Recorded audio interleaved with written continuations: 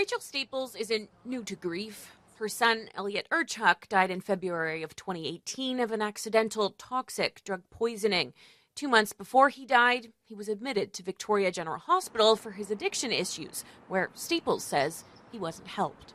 And had a very traumatizing experience going into the system with very little being offered in the way of assistance to get him beyond his illness of addiction. For months, Staples has been fundraising for what was supposed to be a new revolutionary youth mental health unit at Victoria General Hospital, close to the region's pediatric team. We did have a lead donor. At this point, I don't know where we stand on that. Instead, Staples says she was blindsided when Island Health announced a change of plans. Just recently, we had the rug pulled out from underneath us.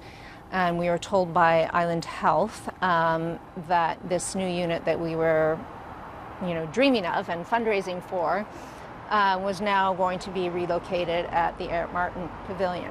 Island Health told Staples that due to overcrowding and the need for emergency beds at Vic General, it was deciding to put the Youth Mental Health and Addictions Unit instead in at Royal Jubilee's Hospital's Eilliot Martin Pavilion. The facility itself is completely inappropriate to engage a youth into wanting to get better. Right now, Eilliot Martin offers withdrawal management, stabilization, and outpatient care for adults with severe and complex mental illness. It's very, very institutional in its appearance, and I don't think you could get a youth to step through the threshold of that door. At least my child would never have consented to even going close to that building.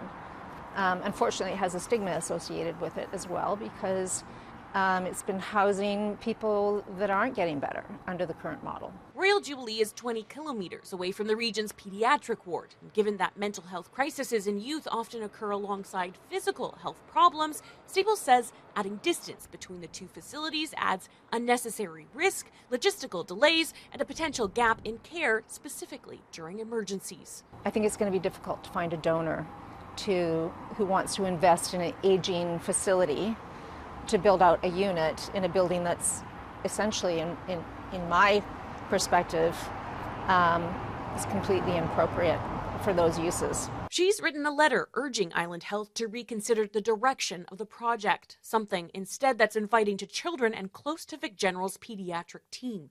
Island Health says it's in the early stages of planning the Eilliot Martin renovation, with a report and cost expected in late summer, early fall.